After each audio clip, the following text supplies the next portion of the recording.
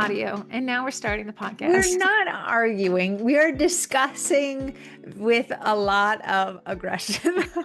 Listen, I could care less about all this equipment. I just know it needs to work together. But Corey, for some odd reason, takes it as a personal injury when I say, hey, listen, it caught your breaths on the last one. Let's work on I'm that. a literal person. When someone says be 2 inches away from the microphone, my body will be 2 inches away. But Heather's like, when singers sing a real high note and they back off and they kind of close their eyes and look off into the distance, do that. Here's the thing, like she wants to yell and then be shocked that I don't know when the passion of marketing is going to take over my body. It just happens. Let's hope that passion takes over right now with the podcast that we have. So you want to tell them what the Sugar Cookie Marketing Group is?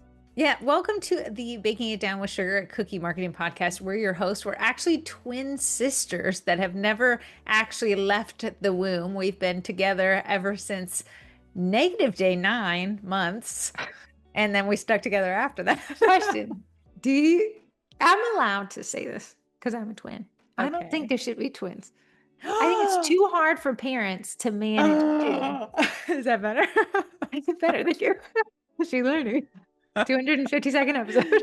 Twins is difficult. And being a twin, it's a mind-boggling experience. Mind-boggling experience because people treat you like you're the same exact person. Even my little sister on Saturday looked at me and she's like, is it weird being a twin? I said, what's crazy is I'm a twin to everybody else. I'm not a twin to myself because I don't see me. So Heather just looks like another sister. I don't know she looks like me. My eyeballs are always facing outwards. I said, but to everybody else, they're experiencing twindom because we look the same, but they're also treating us as the same person. You would never go up to a friend of yours in today's society and be like, you know what? I like Trisha better than I like you. But for whatever reason, when it comes to twins, someone will be like, I think I like Heather more. I'm hearing the other version. That's my twin hot take. I think it was hard for my mom to be like, these are two individuals when she was drowning in kids. So it was like Ashley, the twins, Summer, like instead of saying Ashley, Heather, Corey, Summer, it was Ashley, the twins. And then me and Heather in our little dumbness would yell out, which one? And Mom said, you know which one I meant. Oh, it was Corey. So that's my hot take. I once met a guy and he had twin daughters or something. And he's like, I'll never tell them which one is older. And I was like, that's weird. But maybe I kind of get it because he wanted them not to see a comparison of their birthdays. I had a baking client once. I only was able to bake for her for 2 years. So I don't know if she gave this up or maybe she hated me. She ordered 2 different sets of cookies for her twins because she wanted them to have individual birthdays, even though they were on the same day. See, I love that. The investment, though, you would have to say, it doubles your cost versus saying you two share a car. You two share a computer. So I was like, wow. She was like, yeah, so this one, she really likes princesses and whichever. This one really is into the singer. So we did 2 separate orders, but she picked them up on the same day, gifts for the 2 kids. And I said, wow, I said, let me commend you as a twin myself. Price anchoring, where you see one price and your mind anchors to it. That was like great anchoring. Like my mom would be like, Heather got this, so Corey, or like Corey made this cute, so Heather. And I was like, oh shoot, like there's no, you were held to the higher hard standard. Class. Yeah, it was always the outperforming twin held the anchor, and then the other twin by default was underperforming. And unfortunately, Heather loved to have her nose in a book. So I was the runner-up. I may not have been queen of the Boys Girls Club. I definitely could read a book. Okay, so we want to talk about what's coming, and I'll talk about it later in this podcast, but the AI collab is this week. The Cookies and Carrots class has just dropped, and the pre-sale bootcamp is now set up for purchase, but that will drop April 1st. The quote for today is, positioning is not what you do to a product. Positioning is what you do to the mind of the prospect. Jack Trout. Yeah. So if you've never heard of us before, we are the Sugar Cookie Marketing Facebook group. This is just an arm of it. I told Heather one day that while I bake, I like to listen to things, and I can't necessarily log into the group and read because I have to be decorating, cleaning, talking to clients. So what I said is, let's just make this podcast. And how many years has it been? 5, 4, 5? It's the 252nd episode. So 2, 5, somebody's doing this math in their head. 2, 5, 2 divided by 52. 4.8 years. Oh my soul. So Probably longer almost because we missed a few of these, so probably 5 years.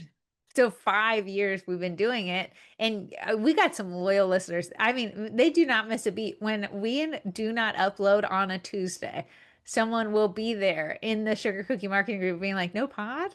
What gives, huh?" But this is just what we see happening in the group is what we bring to your attention. Or as marketing ebbs and flows, maybe something that's in the news, something that's catching on, a new platform update. We like to bring it to your ear holes so it's something you can marinate on while you're doing all your orders for the week. And that is where, Question. sure. What do you feel like the month and year were of the first episode? Hold on, let me think. I want to say it was a summer month. Wrong. It's actually It this month, Oh, it was a spring month. a spring month.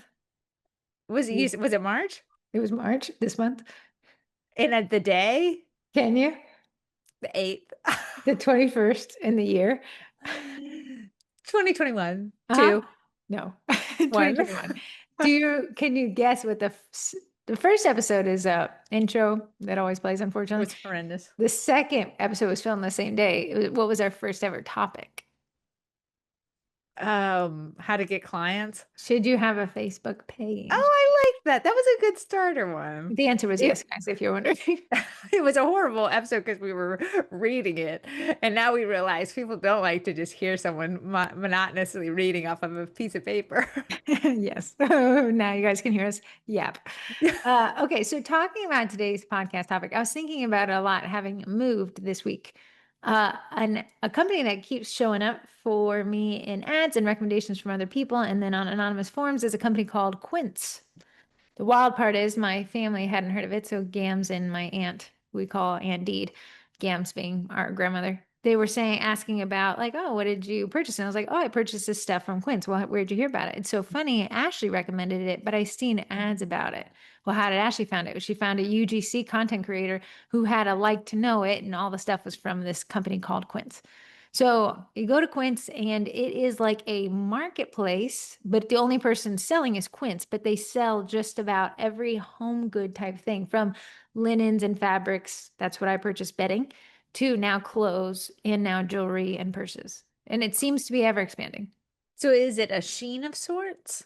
No, and that's the caveat is Quince is the only seller, but it sources its stuff from the same manufacturing companies that high-end companies sell. So specifically competing with West Elm and Pottery Barn What types. the clothing is throwing me. How does clothing, come into that equation? It's saying like staple pieces that will last forever. Oh, so staple pieces in your life. So it can be a table, can be a pair of pants. Yes. And the pants, I've always had this one pair of their pants in my cart. Never ordered it. Don't know why. I've been carting these things around for years. I However, want I to. did order their bedding because I wanted to recreate this girl's like comfy looking bed. And I was wildly impressed with not only the quality, the price was lower than Pottery Barn and West Elm, but it wasn't cheap, right? It was like that was what you'd spend there, but $100 off. In fact, they've gotten sued for this. Their ad says, "Do you want this?" It's exactly what Pottery Barn sells, but $100 cheaper. Interesting. Here's my thought behind not ordering the pants. Usually when a company says they're good at something and they do it really well, you're like, I'm really the housing stuff, like my, linens and the furniture. But when someone's like, and, we make Jack of all trades, master a none. shoe. Yeah, you're like, I don't know about that one though. But okay, having now tasted of I their know. Would you linens, buy a I would. pantaloon? I would buy it with more confidence now, actually. Oh, interesting. Okay, so Quince, when you go to their website and order anything, their positioning. So again, there's a branding. It's what it looks like. So they use the fancy handwriting, and it's got like the terracotta colors and the purples and the whatever. Yeah. That's branding. Then you've got your value proposition. So they're better quality for less, right? That's a value proposition. But the positioning, and this is the key of this entire podcast, is what I think about them. The real Yes. estate in the consumer's mind, right? So you can do all this plays together. It's all part of the marketing focus thing, right? But in this niche that we're talking about today, it's positioning. So Quince's positions itself as luxury essentials at radically lower prices. They really like that word radically. Oh, that's so funny. What's so funny about positioning is you can say whatever you want to about your brand. What the customer thinks about it is going to be the end all be all. So they might have said, radical discount, but the same quality. And maybe a few people have gotten it and said, you know what, this is not good quality. This is sheen quality. And now their new thing is their positioning is big fat liars. Well, I think it's very interesting. In this one sentence you just said, you told us what your positioning with Shein is: cheap, fast, worthless. Yes. That is how it's positioned. You has whether or not you can find some quality products in their inadvertent marketing and how you've imbibed it has positioned them as not worth ordering from. Yeah. Yeah. Derogatory. Yes. But some people love Shein. They love the deals. They love the fast fashion, the throwaway pieces. Now, Quinn says we're absolutely not that. That's positioning in your head. Now, I've experienced them, right? So I ordered them. Of course, I didn't know you couldn't order stuff across country lines. I got caught up in FedEx, got with customs. I had to declare a bird type or something. But I said, okay, let me talk to Quince's support. And I was like, this is going to suck. No, you could text in. Somebody replied immediately through text message, wrapped it up, figured it all out. The next morning, everything was solved. So now I'm like, not only is it luxury essentials at radically lower prices, but it's with fantastic customer service in my head. Then I regurgitate that to Gams and Deet and you. Now I'm on a Yeah. podcast talking about it. Yeah. So you see that positioning can be really powerful because Corey just dragged Shein. And Sorry. then we just promoted Quinn. So it says they disrupt retail by offering high-end goods like cashmere, silk, and linens direct from factories to consumers. By eliminating middlemen and retail markups, they target the value-conscious shopper. So that's their target, which we'll talk about in a minute, looking for affordable luxury. That's what they provide, and dupes of higher-priced items, emphasizing quality at a fraction of the cost. That is their entire positioning. And I say that's what they want me to think, and that's been my experience. It is now what I think. Yes. You So are now a true believer. they have really dialed in their positioning within my target. Maybe they have other targets, but within the target that I'm getting remarketed to, they're hitting there. And now in my mental real estate, that is where they exist. So job well Yeah. done. Yeah. Yeah. Okay. So you guys may be lost here, but I made a list of mental real estate and let's see if Corey can peg it to the brand. Okay. This isn't branding. This is positioning, right? Who is positioned in your head as a safe car manufacturer? Volvo or Subaru? Volvo is the one Yeah. that we have written down here. Uh, customer service chicken. Chick-fil-A. Why'd you pick it? That's what I have They, written. So my pleasure. They're always willing to make it my right. pleasure. They're fast. Because there's a lot of fast food chicken, Yeah. KFC, Popeyes, but customer service chicken, we think of Chick-fil-A. I don't think of Popeyes as having a great customer experience. No, Love their I've chicken. I've sat in a Popeyes drive-through for 45 minutes and I've I've sat in never a sat. Popeyes drive-through and they ran out of chicken. Yeah, I've never sat in Okay. a Chick-fil-A line longer than 2 minutes. Yeah, fantastic. Oh, customer service. Yeah, Gams, I'll take her to Chick-fil-A and she'll always be like, the line's through the street, head. Do we sure we want to go? I said, we'll be through this in 2 minutes. And I then know. halfway through, while they're just chucking us through the line, Gams are like, I just had to say it again. They're so amazing how quickly they move us. And that's positioning in her head. In her Yeah. head, if I want chicken and I want it quickly with a customer service spin, I'll go to Chick-fil-A. Yeah. Everyday products at lower costs. Walmart. Yes. Nice. Nice. I'll tell you guys, in my 20s, I didn't live by a Walmart. I lived by a Wegmans. I mean, within like not even a stone's throw of sarcasm, I could throw a stone at the building and it would hit it. Yeah. And I don't even have good aim. That's how close we were. And I would go there so much that people would say, "Do you work here?" No, I just a huge fan. Then I moved from the Wegmans. That was really inconvenient for me to go to Wegmans, so it was more convenient for me to go to Walmart. What have I been doing with my life? Walmart's so much cheaper. What's so crazy about Walmart is it is everyday lower prices. Customer service is non-existent. So you do go You there go with to the, Walmart and you self-guide. yeah, yeah. It is one inclusive You experience. better not be needing help with nothing. I like being so consistent at a Walmart that they kind of know me there. My They're kind of Walmart in my area is so big and so many people go there, they'll never know you. They will not know you. there, there. Yeah. There's two. I moved, so now I have access to two Walmarts. One light up, one 20 minutes away. So I went to the 20-minute away one because greed got the best of me. Patooey, give me back to this Oh, one. funny, funny. Okay, quick oil changes. Jiffy Lube. That's a lot because I never ever been, but I know exactly. Have You you know, ever been? but 1 bazillion years ago, but every time I drive by, I'm like, yeah, they were pretty quick at it. But that's their positioning in their marketing. You get in, get out, get an oil change. Ruth Ann went the other day and I was a massive fan of them. Judgment Free Gym. That would be Planet Fitness. Hmm. Judge Full Gym. Full It's Gym. full, chock full of people judging. Gas. This was interesting because I wrote this one myself. The other ones I Googled. Gas with great convenience store. It's either Wawa or Sheets. Both sell hoagies inside. I prefer Sheets myself because I feel like their store's bigger. Oh, I really? also feel like their bathrooms are cleaner, but I know it's hit or miss. I do think Sheets has more stalls. Yes. They also have those really warped mirrors that make me look thin. I You know, like where know. it's bent. You're like, Or the other whoa, way. God, Yeah, yeah, yeah. I'm gonna get them compliments walking out to my car. Quick hamburgers. McDonald's, McDonald's McD's. quality groceries. I would say either Wegmans for quality, but if you're like talking health, Whole Foods. Oh, that should have done that one. Healthy groceries, Whole Foods. The Yeah. interesting thing is, people listening who are trying to play this game as well, if you don't have these stores in your area, that company didn't fight to position itself because it doesn't care. It doesn't need to. But you've probably thought of some place near Yes. you that has fought for that, and that would be Consider correcting the yours. multiple companies trying to fight for that real estate and why you said one first, why you thought one first. Streaming service. I say Netflix. And I think that one is because it was first to market for so long. Yeah, it Now, my was. default is I'll always see if it's on Netflix, which it never is now. And then I'll have to go It- figure out where it is. I know. I think Netflix has lost some of the edge and they've allowed other ones to come up. And now you can have whole shows on a different streaming service, so it makes it difficult.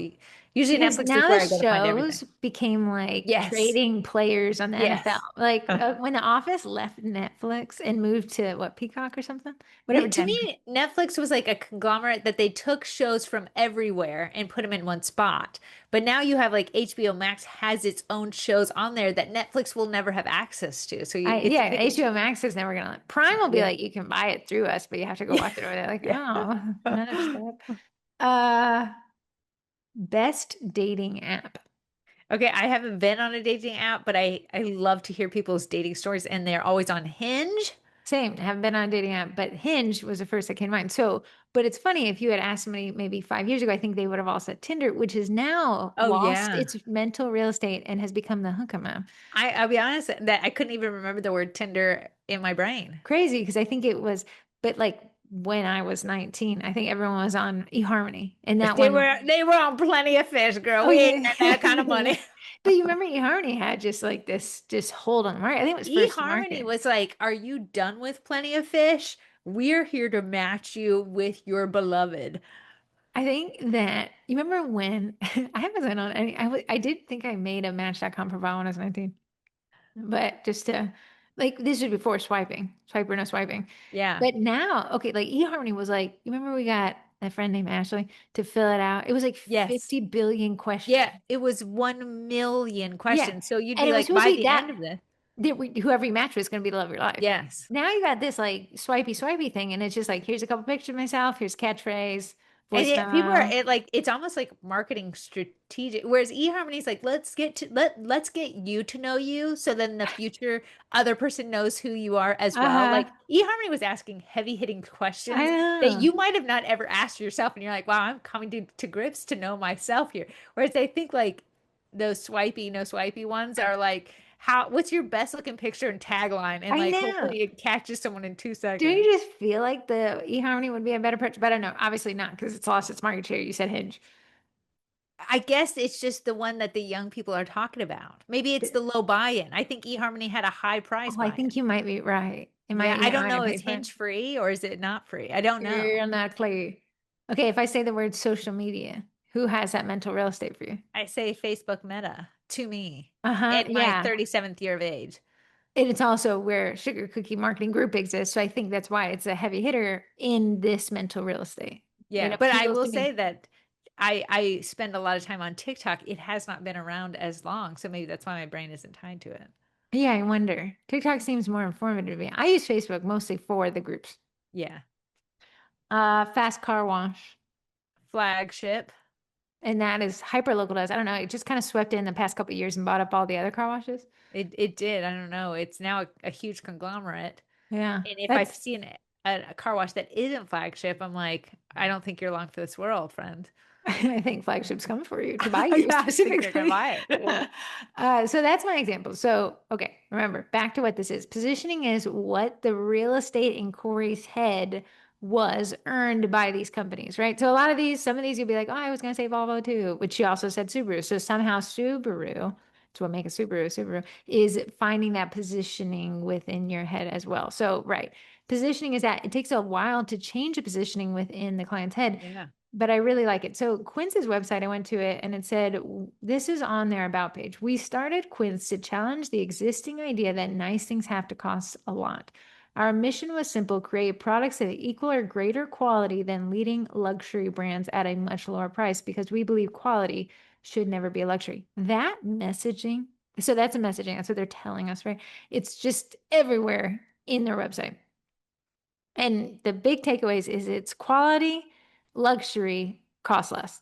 Yeah. So that's kind of what they're doing. Now, in my head, they're growing their market share there because I thought the other day, oh, you know what? I moved to this house. I actually don't own silverware. I should check to see if Quince has it. Because now what's great about positioning and also bad about positioning is you can advertise and market yourself in some way, but how your audience digests you is something you don't have control over. So if Quince said, great quality stuff at a low price, Heather buys it and it's not quality, but it was a low price. They have worked against their whole marketing team, and now Heather has super adverse. Whether she ordered from Shein, which is known for its low quality but cheap prices, and maybe she gets something that's low quality and cheap, they came right in at where they promised. I want to be honest. The pricing of Quince is nowhere. Like, don't log on and think that you're going to see anything Shein at all. Like, it was like considerably not cheap, but it definitely wasn't as much as West Elm. Had I had this issue with customs and I didn't realize a package was Yeah. coming across the state or border, had Quince, FedEx was like, if you don't get back to us, we're shipping it back to Quince and you'll never get this order again. Had Quince not helped me with the support side, I would have said, okay, you're luxury for less at the cost of support. Yes. Yeah. Then I said Yeah. I'd never buy from them again if I did not get this package because of this issue. Because I did buy the thing 3 weeks ago and it's gotten hung up for so long. However, their text chat was available 24/7. I immediately got a response, which surprised me, and it was resolved by the time I woke up the next morning. Yeah, it's funny how your messaging can work for or against you if you don't hold up your end of the bag. And Right. I can tell you fast burgers and Corey thinks McDonald's, but if I said quality burgers, she not I gonna would say it. say probably a sit downer restaurant with You would have like a said good. that Bobby Flay's, right? Oh, that Burger, would what have was it been called? it. Burger Palace. Burger Palace was great. I really liked, what was the one we went to during COVID? It was the only place that was open. You had to pick it up and leave. Oh, what is that? Burger joint. Burger joint. Burger joint. Yeah, that was Oh, really good. great burgers. Great burgers. So here's what I want to talk about. What is positioning? So now we kind of talked about in theory of it. Quinn says the example because I was wildly impressed with him. It's been on my mind how it was like really nicely packaged. Each of their linens comes in a bag that matches. I got all these emails as soon as I bought on how to care for it. Okay, great. And then all these, if you leave a review, we'll give you a discount. Okay. So they're leaning heavily on this leave consumer reviews to gain more market share. Yeah. But I think they kind of earned it. So, what is positioning? Positioning in marketing is the strategic process of shaping how the target customer perceives the brand or product as it's related to competitors, aiming to establish a unique, memorable, and desirable place in their mind. So, you see, this is all what, focus on me, buddy. This is all what the consumer perceives of the brand. It's almost the final bastion of marketing. You've done your marketing post, you've said what makes you different, you've done the whole order, and now it's whatever lies in the hands of the customers. The cookies in their hands, and now their thoughts about you. Like mind control, like how close can I get to a brain that you think exactly what I want you to think? However, along the line is it doesn't matter how much all these pieces are great, fantastic. If something doesn't align, that consumer will in your mind position you in a different place. I think Yes. you can have a fantastic everything and have one snafu and that positioning in their mind will be like, oh, Oh, you can have a client that's ordered from you for years and years and years and years, and then you mess up maybe big time on an order, and the final thought they have about you on their final order, because they're never going to ever think of you for another order, will be the negative one. When I worked for a company, they had a lot of meetings that I thought were a bit pointless. Okay, I thought we could have done them through an email, but whatever. They wanted the meetings, so the meetings were all over this. We're in the DMV, so there's 3 states. They were all over the 3 states. It was never just one place. Yes. So one of the meetings was about an hour away in traffic, right? So it's kind of hard to predict it during rush hour. They obviously scheduled then, and I showed up late to like 3 of them. Probably like by late I mean like 5 minutes, enough to send the apology and say, sorry, guys, traffic was crazy, but not enough to be like, that person is disrespectful, right? That said, the counterpart, the marketer from Maryland, always called me late. Yeah. She always said, oh, there's Heather. She's late. I came late 3 times. It took 20 not lates for me to reposition in her head that I wasn't a It's late person. it's hard to reposition someone's opinions about something. So someone will have a lot of good experience with, let's say, Krispy Kreme donuts, and then one day they'll Are you on your order Krispy Kreme kick again? Is that why you brought that up? because I found my gift card that Arch gave me. Oh, yeah. Was that your birthday? Yeah. So you can have a lot of good experiences with the company, but the last bad one can be the only one that they remember. You have to think about how often will Heather order from Quince. You probably don't need bedroom furniture very often. I hope not. Just running through Bedford. Yeah. So the bigger the purchases, let's say if you are a baker that specializes in solely wedding cakes, we're hoping these people aren't getting married multiple times, but as someone who's been married Yeah. twice, it And just there happens. for a reason, lady.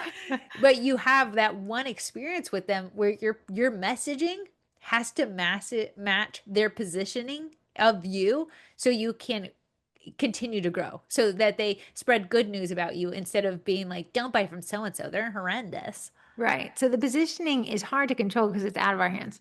Yeah. We can do the best job if you don't stick the landing one time. Does it cost it? Do you have to earn it back? Does Quince, again, the order wasn't without its faults. But I'm a huge fan because of how the faults were handled. So Yeah. even though the order didn't go well, it didn't go according to plan at all. I was delayed by 3 entire weeks. I was still a huge fan because of how it was handled. Well, Sorry. that's fantastic on their end and for your end, that you're still a big believer, even though there was a snafu in it. And I wish everyone was able to give a company that, benefit of the doubt, Grace. that grace. And as much as bakers are like, I mess up, I'm human. I mean, bakers are still lambasting suppliers online all the time. So it's not like a return favor. No. It's so funny. People do as I say, not as I do. Uh, I would be able to at one point say that Amazon's 2 day shipping, they almost beat it by shipping it in a day, but I can no longer say that. So they gained a lot of market share through that positioning of, you have access to more things, you have access to faster shipping if you pay for Prime, but now there's a lawsuit against that Prime thing, Yeah. or was it there? I'm not sure if it was on the shipping. However, shipping's a part of it that you pay for 2 day shipping, but you're lucky if you see it in a week, which is Yeah. actually a normal state of shipping. Now, the issue is positioning in people's head around shipping times has been altered so greatly by Amazon that when your shipping is actually a normal 5 to 7 days, people are like, where was this? Would it get lost in the abyss? Why didn't I get Yeah. it? It was so funny. I ordered something like a body oil or lotion something From yesterday, and it was like, who? huh? From I don't who? know. We'll just see. It was supposed to like add For probiotics to your what? skin or whatever.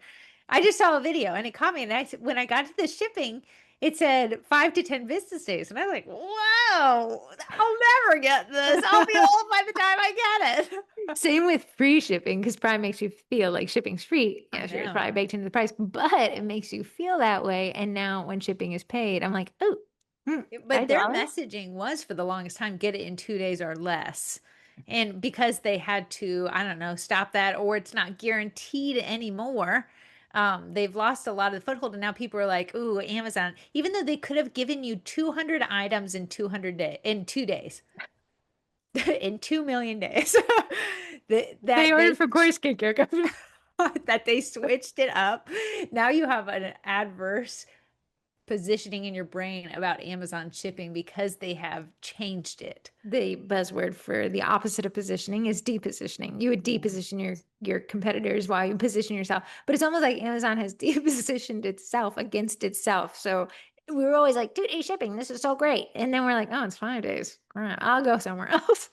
At this point, I have access to anything. So there's types of positioning as you kind of think through this, and we'll end up on the positioning formula, which I already forced Corey to work through earlier today. She said this is good for people. Yeah. Types of positioning, price-based positioning, emphasizing high quality and affordable cost. That was from a Google search, but Quince fits right in there. High quality, lower cost.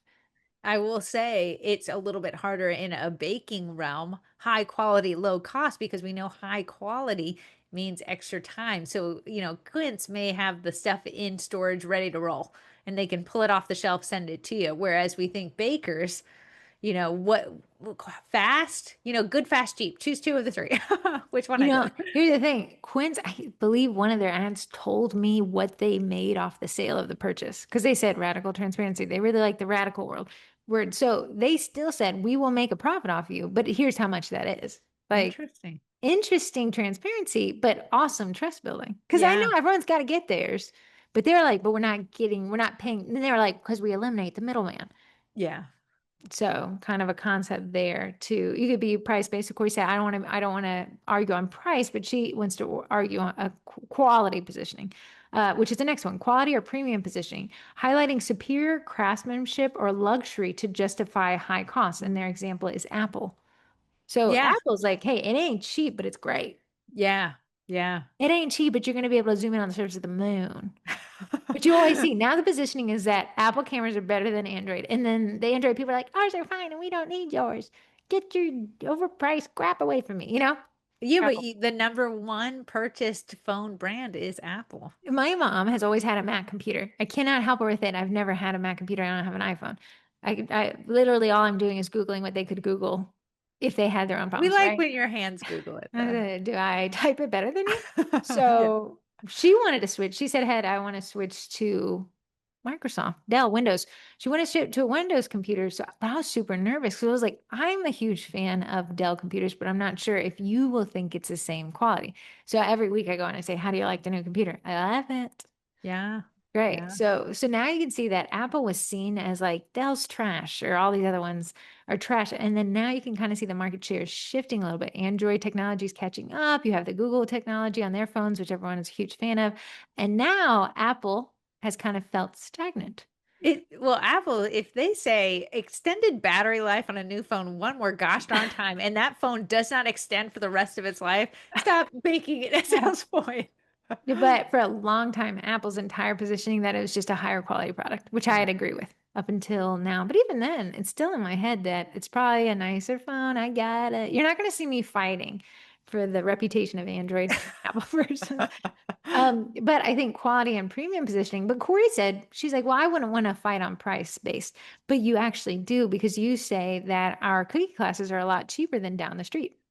Different because there's a different, time in. Prepping a class is a different thing than bending over the same custom set for 2 hours. So I will say classes, yes. Customs, no. No, but in your pre-sale, you said I baked in a loss leader, a smaller cookie that you thought people would be interested in because it was cheaper priced. Cheaper priced, So easier she, design. So it's just interesting that you can have, and remember, positioning is delegated to a target audience. You can have multiple target segmentations in there. So I'm never going to buy jewelry or purses from Quince. I just don't need it. I'm not a huge into jewelry, so they don't need to worry about what that positioning is for me. Yeah, sure. Because you're not there.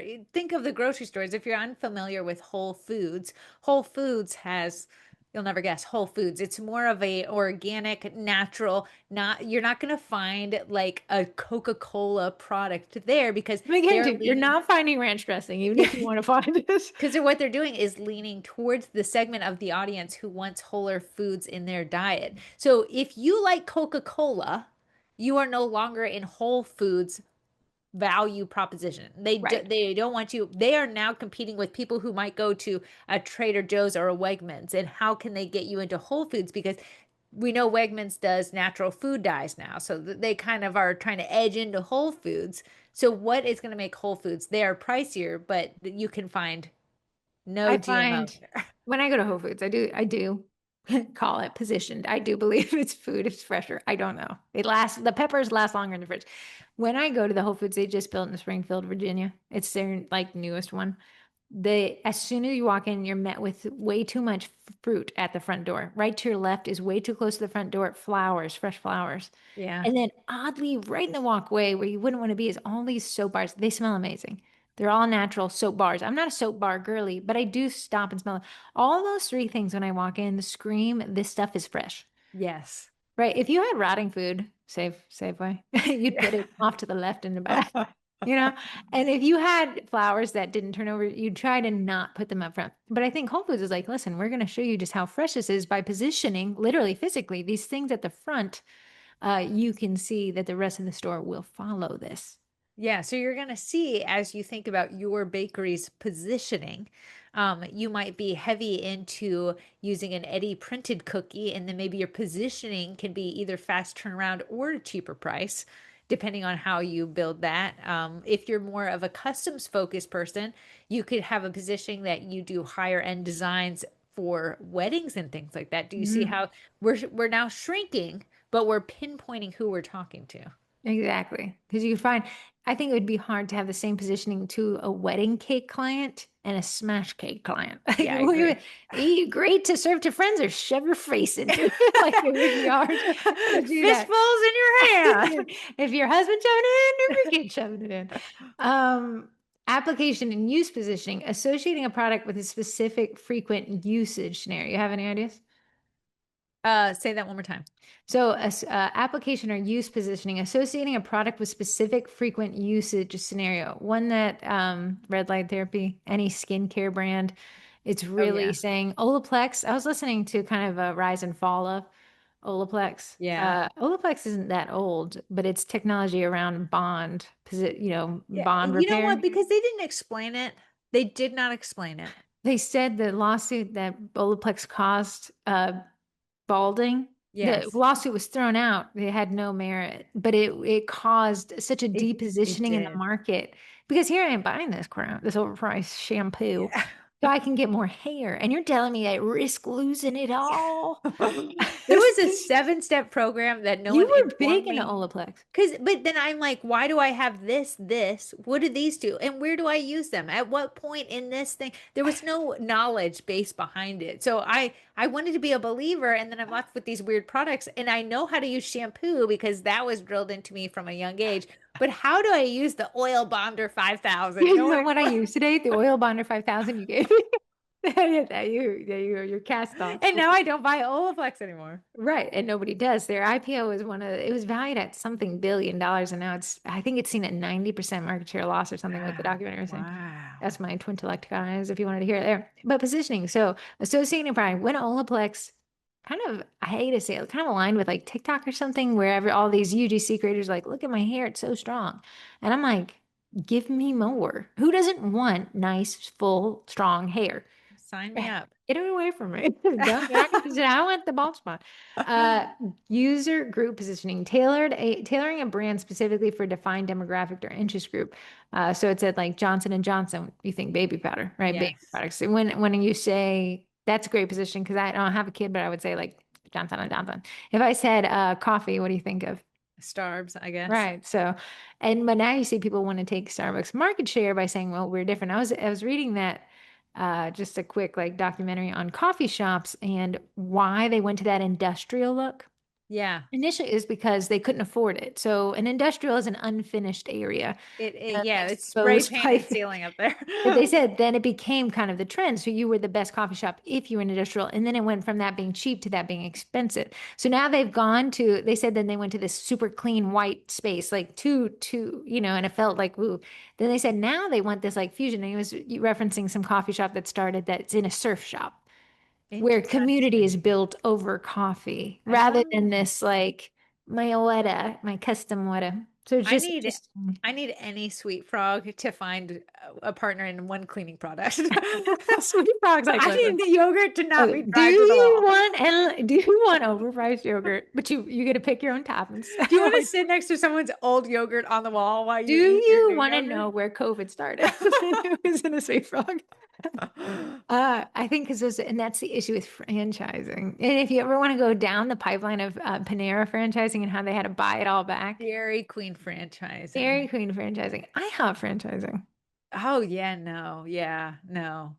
This is just interesting that at one point these places were IHOP, the International House of Pancakes. If you Yeah. said pancakes, you went to IHOP, and now we're like, ugh. Now Nate took me to IHOP last week and he was like, which one you going to go to? I said, the good one. Like, because there's a good one and a bad one. The bad one is the secret one. It used to be the good one. Yes. Yeah. Um, okay, and then the last one is competitive positioning. And this is the one where you can directly compare product to the benefits products benefits the rivals and higher superiority. And Quince is doing that in those ads where it's now facing a lawsuit because it said, West Elm, we're cheaper than them. Look at this product. It's the same. We just bought it from the Yeah. same place. Yeah. But that did motivate me because our older sister does not want a deal. That She's not girl a loves win to the pay deal. full price. She Yeah. was like, "Do you want some of my furniture?" And I said, "Yes," knowing it'll be high quality furniture. Her cast Yeah, out. no, you're not going to get it. But that's the type of person she is. She's a buyer that doesn't want to question anything. But if it doesn't have a name brand, she thinks the quality is now at risk. So She's somewhere along unwilling. her line is that higher quality and higher price are very correlated, and there's Yeah. no compromise there. When you're now as a baker thinking about this and you're like, there are bakers who come through, who start up, and they think they can be the better priced baker. It is what everyone has to go through. You find that when you price your stuff cheaper, you get burnt out really fast because it's a time in game. We have just two hands and 24 hours, and the sets are difficult, the colors, the lettering. So you can see that a lot of bakers will try to come out and break through and say, I'm the best priced baker. That's my positioning. I'm the better priced baker. I'm cheaper. I'm better. And it always kind of, the industry does level it out there because you can only be so cheaper before everyone's booking with you and now you're burnt out and you're not seeing the benefits of taking all these orders because you're so tired. Right. It's like the gas station by Ruth Ann's house. If Yeah. I posted in the Northern Virginia subreddit and I said, "Where's the cheapest gas?" I'll almost bet to you about 60% of people would say that gas station, but Yes. it's a horrible experience, It's right? horrendous in all regards. In every regard, it's the worst except for its price. So you see that the compromise of price was everything else about getting gas. Whereas if I said great convenience store, I'd say Sheets, but I know I'm paying a premium. Yeah. But that I would So, never, not even, it doesn't have a bathroom, but if it did, the cheap gas station, you'd never see me touch it. oh, You never no see me there. way. No The way. handles are disgusting. So the handles of the gas pump are disgusting. Yeah. I And could yes, I only do judge imagine. handle cleanliness. That place would have the worst bathroom in the world, but the cheap price would be there. So you can see that it doesn't necessarily always work for the baker world to say cheaper pricing when you're making something that's handmade, custom made Well, here's the thing. because of the time. Quince is like, we're not the cheapest. We're just slightly cheaper with Cheaper. uncompromising quality. And that's a position that's kind of hard to explain to your audience. And it wouldn't necessarily be as on the nose as Quince is about that. But, it's just out there. Like Corey and I think our quickie classes are very high quality. However, we're still $30 cheaper than that next place. Yeah, but then we are also more expensive than somebody else down the road. So, Absolutely. So yeah, there's some, you can see that we're cheaper, but we're not the cheapest. So I yeah, think there's some elbow room there. So this is the positioning formula. And I had Corey work through it. So she already stuttered through this. So that's why she's going to sound smooth. yes. What is your target audience with your bakery? Pretty much, I would say 90% is moms, Moms mothers. at what age? Moms probably around between 30 and 50 buying for children. Okay. Okay. Or teens if they're in their 50s. The Yeah, twin children. mom, I guess. Yeah, Yeah. sure. Okay. For moms between 30 and 50, Mixing Bowl Cooking Company brand name is in the category, which is Corey says cottage bakery. That the point of differentiation. What did you think your point of differentiation would be?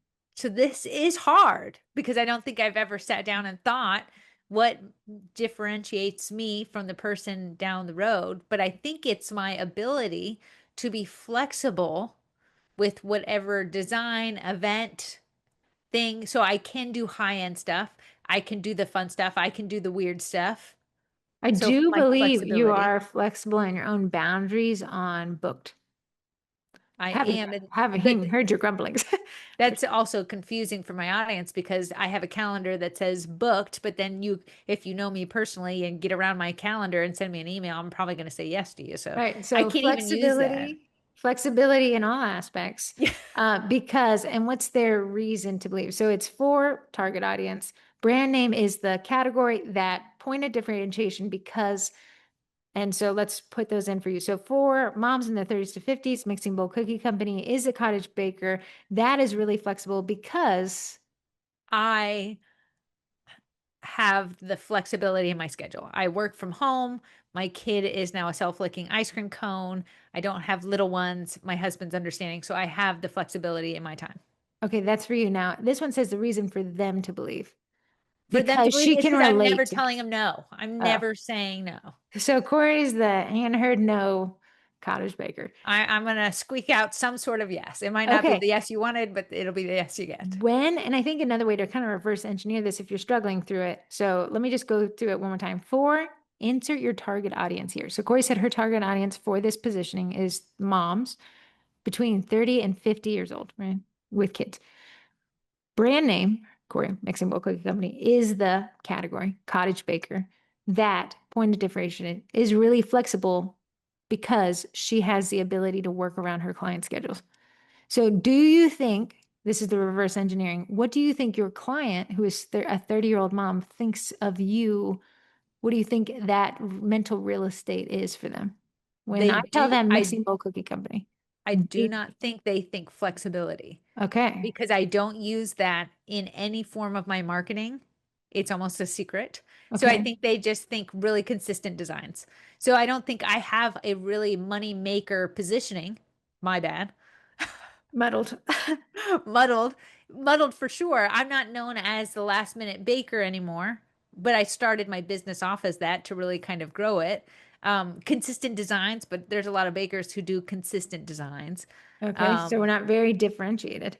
yeah, so I would say that's a point that I need to work on because what was funny is I did a pre-sale this weekend and the people who came in for my pre-sale, three of them said, "You're just so witty on your Facebook page." I appreciate Okay, that, well, but three of them think that you are conversational, you're entertaining. so I thought maybe Okay. approachable would be a good way, but is that to me, is that a strong positioning? Do you think you would be more apt to buy from a company that was friendlier than not? Yes, for me personally, yeah. Okay, so then it is a positioning, I a just don't placing. think it's a strong one. A strong one. So, how could you firm up that positioning in the rest of your market? If I want to be positioned as the approachable, friendly baker, what would need to change in my marketing, my branding, my marketing, my value proposition? I think if that was my position to become approachable, more approachable, Hmm.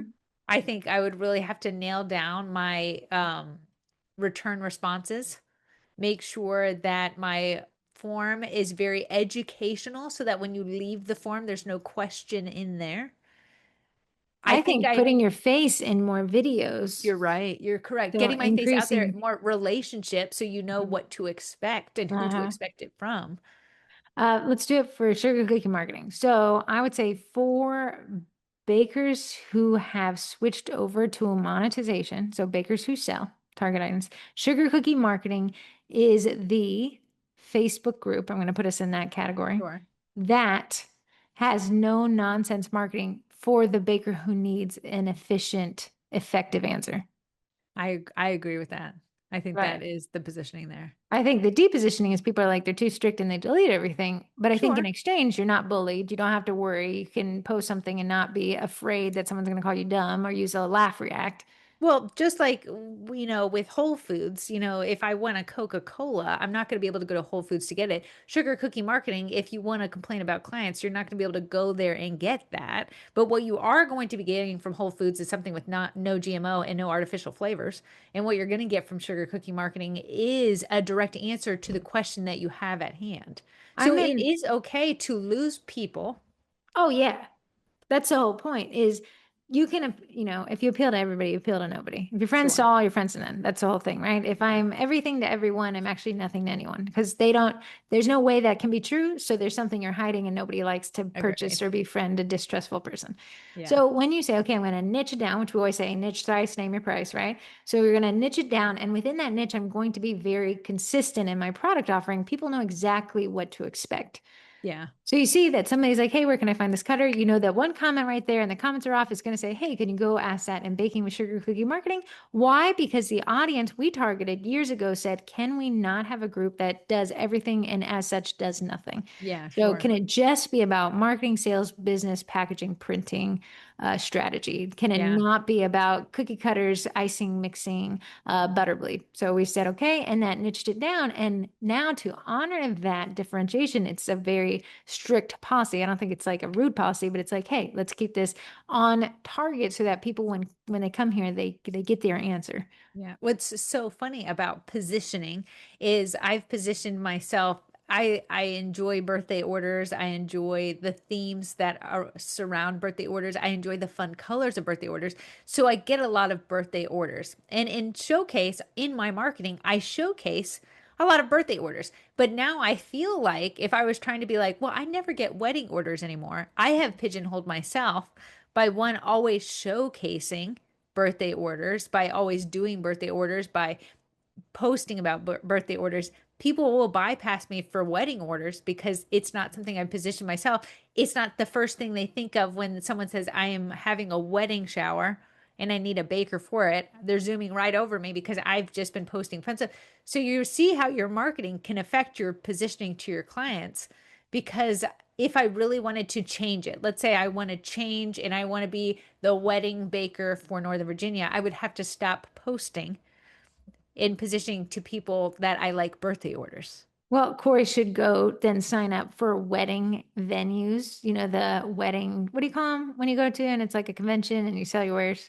Vendors, vents. Yeah, like a vendor event. Corey should go to a wedding vendor event. Her cover photo, her marketing should push wedding content, and then she should see how many brides she can get to leave reviews, or how she can get in there, or strategic partnerships with photographers who do wedding Yeah. photography, or people who do floral for the weddings. That's how I would do that. And then I'd have a profile on the knot. My website Yeah. would be very wedding focused. My colors, my branding would tend more towards the whites.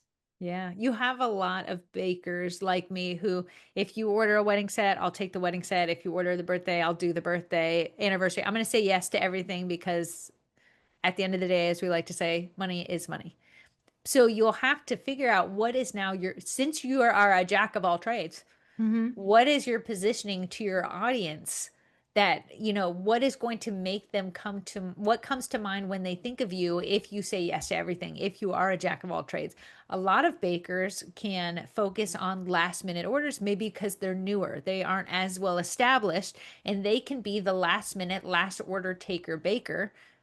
That rhymed. And that's how I started mine, and I was the last order taker baker, and then as I filled up, I hit a head where I had to turn people away. And they're like, whoa, I thought she was an order taker. Do you see where people are like, whoa, I thought Amazon was 2-day shipping and they're not. Yeah, And then repositioning is always a pain point because yeah, you have so much mental real estate that you're trying to shift over to a completely different thing. And I think it's just what happens, nature of competition. When somebody yeah, is cheaper and faster and more last minute than you, it's not a place that you always say marketing is never stagnant.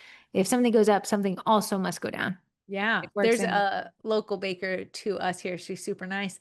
She moved her business and changed her business to only making mini cookies.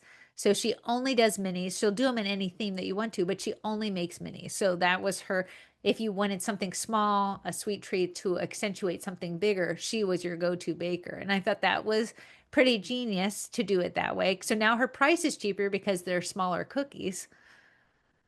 Smart though. If somebody's Yeah. like, "Hey, I'm not here for a good time. I'm here for a good time, not for a long time." If I'm here for a gift and I don't really care the size, Yeah. that would be a very price conscious. I would. So the way to think about this entire podcast is, what do your clients think about you? Focus, girl. So what do your clients think? Again, we can't mind control hasn't been delved out to the masses yet. So if I can't control their minds, what do they likely think? Remember, I was late to that meeting 3 times, but I Yeah. was forever known as the late person. Darn it. Took me 15 non-lates. Actually took me 15 earlies to get that out of her head. Yeah, that's what's crazy. So you got to wonder, and it's something we might not ever know the answer to because, unless you're super chummy with your clients, you can't be like, hey, what do you think when you think about me? You know, but it's something you can control on your end because do you promise them that, the cookies are fresh and then you're giving them fresh cookies? Okay, probably in their brain, you're a fresh cookie baker. Yeah. In our family, your positioning is don't approach Corey with cookie orders. She wants to take what she wants. So don't ask. And I've been trying to deposition that and Okay. say there's a I form I have that placed an order. everybody has to fill I out. have placed an order. I control the form. I'll squeeze mine in. Remember, I Yeah. went to get to that real estate lady. And yes, and there is a form. Just kidding. So it's just interesting to see what the minds of your clients think about you. We can say, here's the branding, here's the messaging, here's the value proposition, here's all these buzzwords, here's Yeah. the segmentation. But what do they think about you? Because that dictates a lot. And if you're like, well, I don't know that they think anything. Okay, what do you want them to think? And Yeah. what would shift in all of those other things to make that the messaging? I know. And I even think that's something for me to even consider, even though I love marketing and marketing is the funnest part of the business for me. I don't know what my customers necessarily can, like, if I asked five different ones, I don't know what five of the different things would say. Would three of them land on the same thing? Maybe I hope she's approachable. She seems fun. She seems nice. She's consistent. And, I can only hope that, but I don't know that. I think you say I just really like making really cute designs, really I cute do. sets. And that little bluey one you sent me this morning was a very, again, I think people, I would think naturally about that. Like, I feel like your talent, I don't know, keep staying in the lines. I The think cleanliness of the clean designs, designs. clean designs, yeah. And then the cute styling is probably Yeah. what I would think about most. Oh, I Not appreciate necessarily that. friendly, approachable. Um, That's because you know me and we argued before the podcast. I was going to say something, right? Just slipped my mind. Oh yeah. Corey and I had said once last year, we want when anybody, even if they took a break from baking for 2 years and they came back to the sugar cookie marketing group, even in their first click, I want them to be able to learn something. Yeah. I want them to be able to ask a question and get an answer or click a button and learn something new. So that was our positioning, is that it's consistent marketing content over a long period of time.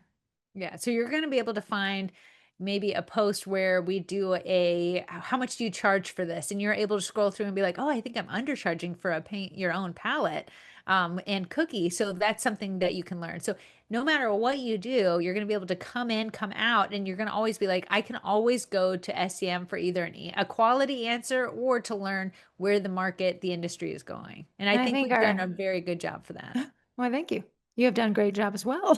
Patting you on the Two back. times wow. Yeah, I think the podcast being around for 5 years and almost every topic has been about marketing is staying consistent with how I want people to think of sugar cookie marketing in their head. Every newsletter has a marketing topic. Not every post, sometimes I make them funny, but that's to increase engagement so that when you ask your question, you get more of an answer from a larger group of people that are engaged in the group. And then I hope the third differentiator that you think is, and then no one will be mean to me. Yeah. Yeah. I like when people say this nicest corner on the internet. That really tells me By that we're force. doing, yeah, by Nice force. or else. So, as you're a baker listening to this podcast, you're going to want to ask yourself, and if you don't know the answer, you're like me. Thank you. We're together in this. What are people thinking about you and your business? Is there something that is drawing people to you? Do you have nice bathrooms in your gas station? Are you really nice when people ask for a chicken sandwich? Are you very consistently open? Hmm. There's positioning where I'd say, well, I'm just not sure that they're taking orders right now. They take big Yeah. breaks. It's hard to, big breaks is the equivalent of me being late to that meeting a few times where I'm like, Yeah. Where you're not, now people are second guessing. I don't know. She took my order last year. I don't know if she's still doing it. yeah, yeah. So think of the way that you interface with your clients. If you're very like self-centered, if you're very like me, egotistical, it's going to be harder to see outside of yourself because you're gonna be like, I'm the best. Of course they want to come to me. But try to put the other shoe on and see how you interface. What are the averages of the emails you're getting from clients? What are the averages of the reviews you're seeing? Are you seeing very few reviews? then maybe there is a little gap in the market there, Hmm. right? The egotistical market, maybe there's something, a blind spot that you're not seeing. So reverse engineer that, see what you think your clients think of you, maybe pull some distant friends that are willing to give it to you straight, but also aren't. Yeah. Yeah. It's something for me to think about. And since Heather's thought about it, I'm like, am I just a blase person? This year, I've told Heather in my own marketing, I've been trying to build relationships first. And to build a relationship, they have to know me. And that's something I'm not technically good at because I'm more of a private person. I don't like to put things out there. But man, I have been pushing And my that was your, boundaries. if you listen to last week's podcast, which is posting do's and donuts, we went through Corey's highest performing posts in the February. I think that was when you were Yeah. testing some posting content types, and that most highest performing bucket was relationship marketing. Yeah. So Yeah. Corey said, well, I'm really private. Well, your positioning is probably not that you are a wide open, personable person. And now you're trying to shift that. And that's going to take time and Time consistency. in, time in. And it's so funny. I saw someone comment to someone else, hey, thanks for recommending Mixing Bowl. And then the lady says, did you know she's an LEO wife? And I was like, oh, that's so funny. That was something I typically don't, ever push. Say my husband's, in law enforcement, but it was a way that she associated me with cookies and was able to recommend me. I like it. So Boy. again, think of positioning this week. Just think of the position. If you don't want to think about your own positioning, because it feels a little like, I don't know, that was a little pie in the sky, girls. I don't really know. Think of where you order things. Why do you pick Papa John's over Pizza Hut? Better ingredients, better pizza, Papa John's, right? Why do Less you greasy. pick, why did you pick that gas station? Are you more price driven? Gas is expensive. That Is cheap gas station is on my mind. Is it the location? A lot of this, especially for where we are, we choose things because based on location. I know a lot of people choose me just because of the area I am at. I try to hawk my wares in a group of Haymarket people, and it's about 40 minutes down the road. And she's like, "Yeah, that's too far." Like, so location was big for her. Right. If you're allowed to deliver, delivery could allow you to be Yeah. positioning as like, hey, this baker is really flexible because they're willing to show up to my job, which I think Um, we have Bakers who some. take under the amount of a dozen, like a lot of bakers require 2 dozen. If you were to able to take orders less than 2 dozen, I know I do 1 dozen or up, but it's some people that take even fewer than that, half dozen. You could get clients just because of the fact that you offer smaller scale. So then the positioning in your client's head would be this person is flexible on order totals. Yeah. Right. So Yes. just something like it's just another component of marketing to think it as a whole umbrella. If we just focused on branding, but nobody saw it, what's the point of branding? If we just focused on customer service, but you have a crappy product, nobody's buying it, we don't need customer Right. service, right? Yeah. If we just focus, but positioning, I think, is kind of that equal sign. If all of these components are added together equals what do my clients think about me? I think it's kind of that last thing that can go back and realign the other components of it. Make sense? Yeah.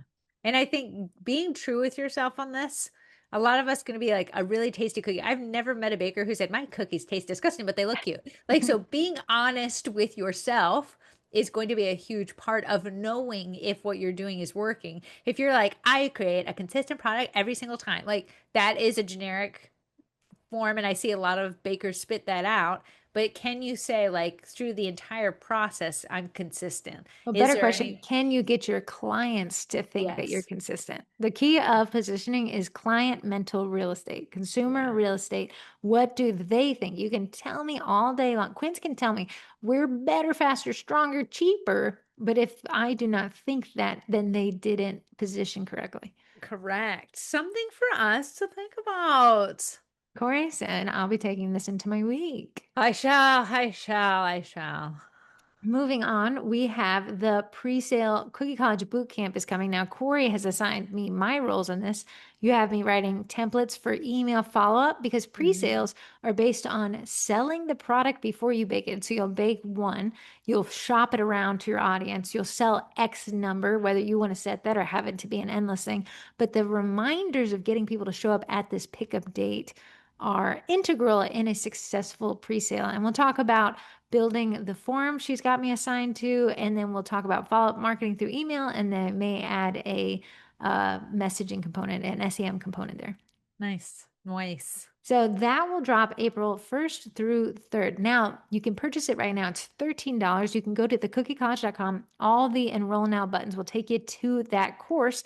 You can purchase it today and you don't have to worry about it. And on April 1st, we'll send you an email that the course has dropped. You can join the private Facebook group and then you get that $13 discount code to sign up for the Cookie College, which just gets you all your money back. But that code, the $13 discount, lasts forever for as long as your membership is active. So if you want to nail pre-sales, but you're like, oh, I really wish I got those other two boot camps we dropped, which is in-person cookie classes, and then you did photography. This is our third one, pre-sales. If you sign up for this and then join the Cookie College, you can get those past pre-sales. That said, now on the Cookie College website, you can purchase those past boot camps individually. You said past pre-sales and I then know, I you changed it. said it in my head. So did I say past pre-sales? Did I just muddle my messaging? You muddled the message. The Did message my is message, muddled. did I just deposition myself? You are depositioned yourself as a smart twin to the dumb twin. So April pre-sales is April 1st. That's in 15 days. May, I'm doing a 3D printing course from start to finish. We'll go to bamboo.com together. We'll order ourselves the right printer. I'll tell you everything you need to order to get started the cheapest way possible. And then through that course, which will be 2 days, then we'll make the design a cookie cutter. We'll purchase an STL, and then we'll also use Fusion 360 to make a bridge. I will say Heather came in handsy. I had a 3D printer emergency this week. All right, first I got a Snapchat video and it's like, we got a problem. We get problem. And she's like, the filament said it's not loaded into the spool or the print head or whatever. Yeah, extruder. Extruder. So I said to Corey, listen, we got to do this through a phone call. I can't just be doing these single photos. And then we got it. So what had happened was her filament got too moisturized. Filament PLA doesn't like moisture and it causes it to splinter. And it's so funny if you go to these 3D printing subreddits or Facebook groups, you'll see that when the moisture has fully, like people have left a roll not, stored correctly, and they've just left it out to the elements, and you open it and it'll just be shattered pieces of filament, unusable. Here's the thing, but it's the machine right now. How am I going to store that differently? It's ready to go for a print. Which is the difference is these ones that come in the casings, you can actually have it dehydrate your filament. You can press a button and put your rolls in there and it'll kind of suck it. I keep those little, I don't want to say it's called decanters, but like those pockets of pearls. Yes. Little things that come in that absorb. Pockets. Yeah. When you buy the AMS add-on, you can put the 4 in there. You can shove those. They have places for you to put those to keep moisture out of your rolls. So essentially, after you're done, you should be storing your roll. Wait, you're supposed to unhook the filament when you're done? Yeah, they have filament storage containers and everything. So you have to squeeze that up the tube every single time? It's a single button to press in a bamboo printer, but yes, you would just say. Mine had to shove it up the tube till he swampled it all the way, and then he was ready. Because yours is broken, but you would just, just wind it backwards, and it would just. The automated one winds itself back up. So don't know what you guys are doing, but in that 3D printing course, we will set up a bamboo printer. I went up for Corey. She's been printing feverishly. And then we will load a filament into the extruder head and warm up the heat bed. Yeah, when that thing started printing and nothing was squeezing out. Always a little panic. Shoot. I said I might have to throw the whole thing away. Always a little panic. And I get a desperate call from Cora saying, hey, can I get out? I was like, she must need this cutter a lot. Yeah, I was like, the lady was coming over to see what the cutter was because she ordered a custom design behind against my better judgment. And I was like, well, shoot, she's coming over and I don't even have it. It like barely even squampled out some squishiness. Yeah, with these bamboos, and I my prints are perfect, so I haven't had to deal with this, but you can do a step loss. Like if it stops mid print because there's an issue, you can tell it, hey, pick up where you left off, bud. Oh, funny. Ender can never. So that course will be in 7 weeks. That'll be on May 7th. So we're trying to keep them to the first week of each month in the last 2 or 3 days. So April 1st pre-sales, May 7th is 3D printing, and Corey and I are arguing over June. Yep. Yeah. Well, But all if you right. missed a past boot camp, you can now purchase that. The only thing that doesn't come with it is the Cookie College discount code, which expires, but just sign up for a new boot camp. You can grab that code and join us and never have to pay for another boot camp again. What I can't wait to hear is as these boot camps go. So I've done the food one, I'm doing the pre-sale one. Heather did You did the food one? the food photography one. We kind of did the cookie classes together, but you took the head on that one, and then you'll take the head on the 3D printing. I wonder who's going to be the people's favorite teacher. Like what Speaking of choosing your favorite twin, teaching styles will they like the most? I unfortunately am an over an explainer. unfair to you, to me, is that I am your camera holder and you're not mine. Yeah, no, you could put that on a tripod and stand with me if you wanted to, baby girl. Baby girl. Are you gonna edit it? Baby girl. Good. So if you guys want to check out these boot camps, go to thecookiecollege.com. I think they're really nicely set up. Worksheets, you get the modules that are pre-recorded, you get the launch Facebook Live and the closing live Q&A, and then you're able to rewatch those now, no expiration. I think the best part of the boot camp, it's being taught by people who are actually doing the thing. So And we that's right, teach Corey. classes, got a class coming up even on April 4th. Pre-sales, been doing them consistently since November. 3D 3D printing. I've printer. taught 3D printing to my twin So I think it's successfully. that's the differentiator.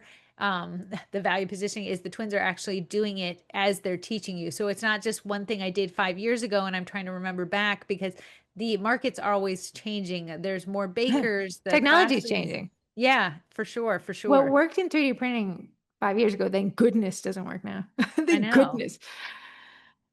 I know. Okay, moving on to the gossip column. I'm going to read this again, completely anonymous. If you want to message in the gossip column, I pinned it in the sugar cookie marketing group, but I could refresh it. I think I'll add it to the website here soon. I had my pre-sale this weekend for St. Patrick's Day, and I swear I counted, but when I did my final count, I must have gotten lazy. A lady ordered 5 cookie cards. They were $3 each, and I only included 4 in her bag. Thank goodness her husband counted in the car because I had the extra. I just thought I had overbaked, so I was able to slip it into his bag and apologize. He then went back through the entire bag because he wanted to really make sure everything was in there. I don't blame him, and I felt so bad, like the cookie thief, though I had all the supplies in my fridge. Anyways, keeping in the SEM in the back of my mind, I emailed the wife who had placed the order and I apologized about the issue, told her the crisis was averted, but offered her a discount on a future pre-sale order if I was quote unquote lucky, pun, enough to be able to earn her business again. If it was a big deal to him, I knew he could possibly make it a big deal to her when he was retelling the story. She sent the nicest email back and said she looked forward to ordering again and loved the designs. I'm so glad I swallowed my pride and emailed her before he got home. I think I may have saved the relationship and hopefully have a future customer for my next presale. Not gossip, but I love a happy ending. Dare I say that Baker fixed the positioning that the husband could have overlaid to the wife. So in my head, her positioning was makes wrong things right quickly. Yes. But if she had not, then it would have been the husband's like, can you believe I drove all this way and this lady was going to stiff me on this cookie that you paid for? Yeah, as a not husband myself, I would have been like, wifey, look, I saved the day. And I would have Yeah. been like, this evil baker tried to ruin your day, and I'm the savior. Now give me a smooch. That would have been me. So yeah, no, I like this staying in front of problems. It sucks though. I was Oh, it's reading, hard. I was reading in another group anonymously. I was reading, and the baker had scheduled a pre-sale pickup for a certain time. Like it was a wide range. It was like 12 to 7 p.m. So the lady shows up at 12. But she was like, but I didn't have her order baked yet. So she just asked her, just give me some time, just give me a few minutes, I'll get it baked. But the lady's like, I just want a refund. But she was like, but just give me 4 minutes. So the baker was like, I don't want to give her the refund because I I, did s- bake the product. I did happen upon this thing too. The baker thinks she was correct in saying that it was a 12:30 to 7 o'clock pickup. So your order would have been ready any time within there. But I'm just, I know, but the customer said, no, when you said 12:30 to 7, everything was ready at 12:30 and I have until 7 to pick it up. how could you have translated that another way? I honestly think the baker was having issues with the bake or whatever, that the stuff wasn't rising correctly and it was Right. throwing her off. So I think she was able to reposition it in her brain to say, it was ready within the time frame, 12:30 to 7. It just wasn't ready at 12:30. So that Like was a overwhelming. miscommunication, not enough communication. And then she was suffering for it because she didn't want to refund it, but the lady did not want the product anymore. And the lady had left. She literally went home, didn't follow up till the next day. Like she never got the product either. That was a Yeah. big key thing. I think sometimes when product exchanges hands, it blurs the line of like, I don't think they should get their money back. I was reading on Reddit yesterday. It was just wild. Of course, Reddit's anonymous, and it was in the subreddit for like legal advice. They had ordered from, I think it was like an Indian restaurant. This is again not local to me. I don't know who these people are. They'd ordered this massive order. I think it was $4,500, and it involved all these meats. And then the owner calls and was like, that person who took your order, they just help us sometimes, but didn't realize that this is actually a $20,000 order. So instead of 4,500, we need you to come up to 7,500.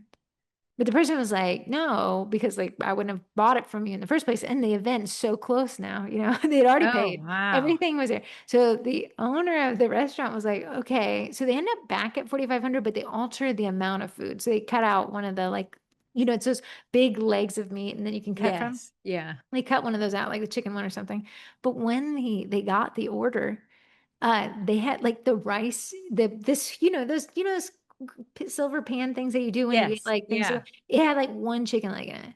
So like the owner of the restaurant had cut the entire order and only provided, but because this was the issue of the legal advice and why they're asking a question, they had to serve it because they needed to give these people something, but everyone had to leave the event early to go get more food. There was just not enough food for 350 people. And Wow. they said the legal thing is because they served the food, they no longer had a legal recourse.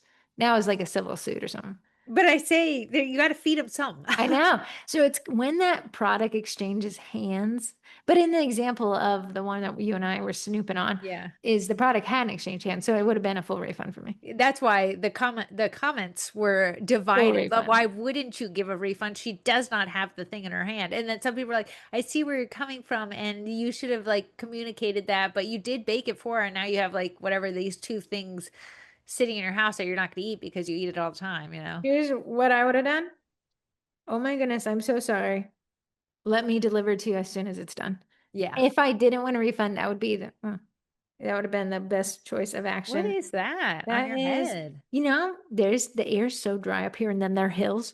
I had to use a hair mask and I didn't use my drying clarifying shampoo. I'm really fighting a battle. So there's not a lot of product in my hair because I needed to see where the problem was. And then I use that Olaplex oil. So maybe And that's do you see Olaplex where oil. your problem is? Where's your problem? Drying Look how big your product. bump is now. Look at the side view. You have a bump it in there. Look, there's no hair here. Yeah, it's a hole. I got some fun. I'm fidgeting with my hair on the thing. Okay, so that is the gossip. And yeah, I guess Corey and I were reading our own gossips. Yeah, I Last know. week I we did had the this. gossip of that one customer that lambasted the baker who we thought kind of did the repair, offered full refund, baked for the anniversary, just asked till Monday, Yeah, even set expectation response. But that is a gossip column. Guas. yeah, Upcoming collabs. Okay, so the AI cookie collab is this Friday, which today is Tuesday. Yesterday, I sent out my copy help templates, and I had this thought. Some people just hate AI and within your audience. So you may do this collab, which the positioning of this collab is, hey, when my customers send me AI, I can still incorporate it. yeah. But you're going to have people who have positioned AI as evil in your comment section, and they're just going to lambast the fact that there's even an AI generated image, right? So in the copy template help, I also help you to deposition. All we're going to do is say, thank you so much. I love the feedback. Great thoughts on this, right? So we don't want to engage. We don't want to argue, and we don't want to validate because we don't want our comment section to turn into a turf war. You know Um, what? I found a baker had posted. I don't think necessarily Eddie and printed cookies are controversial anymore, but she made a controversial statement on the thing. Like a hot take, I don't think it's cheating when you use Eddie to help you print cookies. So the comments were both for Eddie and against Eddie. And on the comments that were against it, she wrote the best, most generic response. And I think that we should use that if you experience that. That's fair. because it That's validates them. fair. Yeah, What that's you fair. have to kind of understand is people's projection is based on an experience that they had that we may not have had. If I live next to an AI data center and it was blowing that, I would hate it too. And I'd be in the comment section just hating on it, right? Yeah. So that is unique to them. They're missing what this AI collab is, and it was taking this AI generated bunny, Easter bunny, and you recreate it within your skill set to say, hey, when you send me something that's almost impossible to pipe, here's how I can try to attempt to recreate that. Same Yeah. with the whole like, I don't do character cookies, but I do the likeness of. So it's kind of like that. So it may like, I can't do this AI. A lot of that AI stuff is like, stuff is icing is floating, we can't possibly do it. So we took this bunny and then you recreate it within your own skill set. So if you go through the event listing in the Sugar Cookie Marketing Group, it's the top pinned comment there. If you've registered, you'll get an email to you as well. But it has copy templates. What the caption is to kind of mitigate that whole like I hate AI argument. Yeah. We're like, Yeah. if you love it, if you hate it, I'm still receiving it as inspo, and it does help me design your set. So here's how I can incorporate that. Yeah. And then I have some comment replies for if you get some AI hate. Yeah. Hey, that's fair. That's fair. I appreciate your opinion. Thanks for the comment. And what you don't want to do is be like, I hate AI too, which you're doing a collab. And what you also don't want to do is like, AI is great and you're just an idiot. It's just not Yeah. the time or the place for that argument. And then you should be able to get a bunch of bakers who are participating saying, very cool, I like how you recreated this. Yeah. So Yeah. And that will kind of steer the comments in the way they need to go, now, regardless. question, when you post on Friday, Corey sent Yeah. me her pictures. Are you going to post a carousel of like yours? And I would encourage people, and I wrote it in that template copy, is like I would definitely have the inspo photo there because that's kind of the point of it. Here's what I Yes. was sent, here's what I can do. If you just say, here's what I can do, I think we're kind of missing what that Well, means. I was thinking of making a collage and having it in the same photo together so you could see them one next to the other so you kind of understood it versus just seeing an AI photo and not clicking around to see what was next. So if you did a carousel, they'd have to scroll. If you did a collage, it's one singular photo, so they would be able to imbibe what the concept was right then and there. I guess the benefit of the carousel is that both images would take up the full screen. But the Yes. detractor of the carousel is it requires somebody to swipe. If you took the AI generated one and said and wrote text on the image that says swipe Yeah. right to see how I Oh, recreated yeah, this, yeah, yeah. that's a decent idea. But I probably would do what Corey does and do a split screen in the single image. Here's Doo the doo. thing. I have three exact cookies that I've done that someone has sent me AI for that I have translated into a cookie. So I thought I could do all three of those. So it'd kind of give them a little bit more to feast I upon. would love to look at that personally. Okay. Okay. I will have to locate all that. Thank Thank you so you. much. I think Thank one you. is a spaghetti boot for whatever. Yeah, one is an owl, and then we have this bunny. So that AI cookie collab is in 3 days. It's on Friday at 11 a.m. Eastern Standard Time. You're going to post. You're going to use the hashtag SCM Collab AI. It's going to be all one word. And then if you go to the event listing, I can help you with copy templates. I already got them pinned there. You just fill in the information with your own. In April, on April 17th, we have Pipe a Park collab. I like that one. You're going to pipe a flower cookie and take it to a local park. And the copy that day when we have the collab is going to be telling your local audience about a park. I encourage people take that cookie and put it next to a part of the park that's identifiable, that your audience will be like, hey, I've been there. Like the sign on your way in. Or the Yeah. lake or a statue that Yeah. might be there. Or if it's like rolling hills with horses, something where people are like, I have been there and I like to tell people I've been to this place. Yeah. So that one. And then May, we're going back to the Main Street. May, we're going to do the Main Street collab because it is the beginning of summer and I think it would be a high performer. High performer. I want to Uh, say with the collab, we have a lot more people signed up for this AI collab. If they all show up, who knows?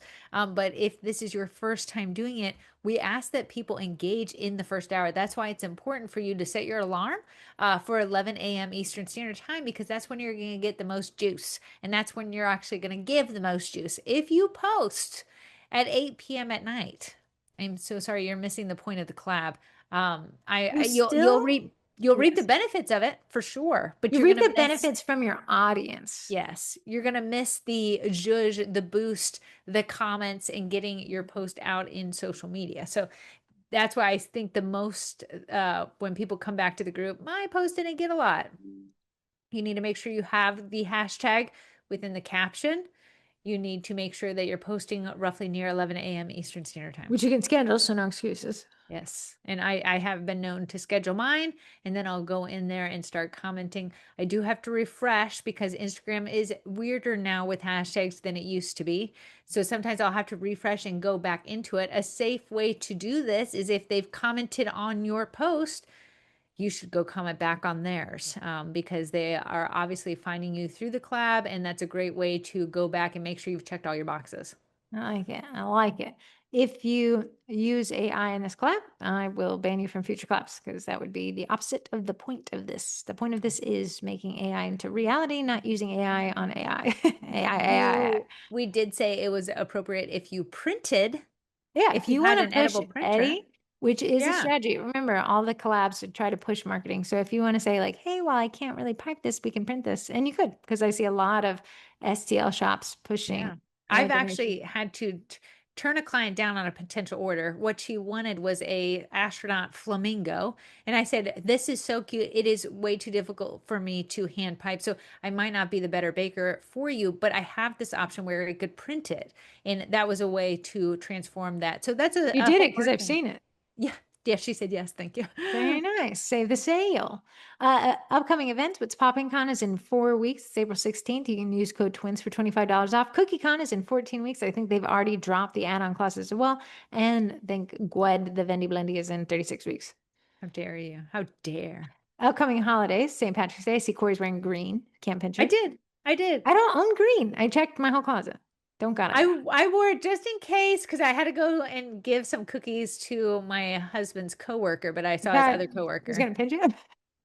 I said I didn't want to be at risk for a pinch if I didn't need to. Yeah. Well, I hated going to school and that we had to wear uniforms, so there was no green. But I'm Yeah. trying, and you couldn't wear wristbands either, so it was always like, You please weren't don't. allowed to wear colorful nail polish. That was No, yeah. out. So there was just wide open for the pinching. We would put a green line of marker on our Oh top. yeah, I read that's Yeah. how it was. April Fool's Day is 2 weeks, not a big seller. I might remove it from my countdown. Easter is in 3 weeks. It shows up on April 5th this year.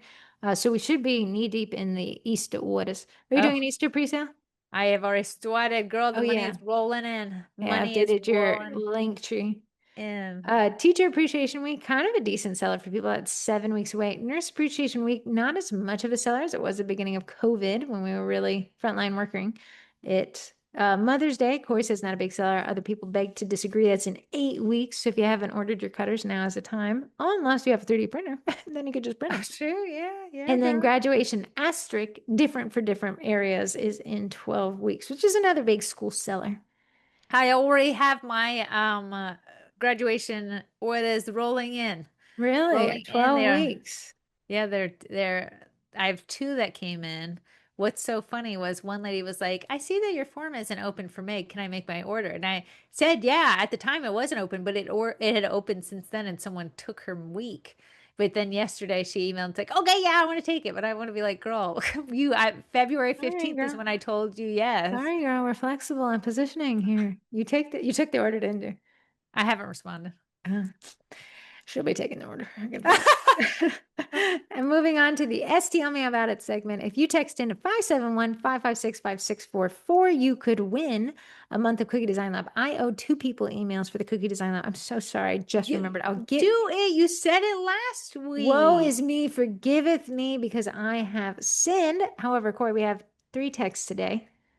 I think last one I've chosen. I think I'll choose number three. I think the last two I've chosen one and two. 602 area code, which I Googled, was Arizona. I have a question about customer service. I had an order that needed shipping allowed in my state. The customer ordered priority shipping, which wasn't cheap at all.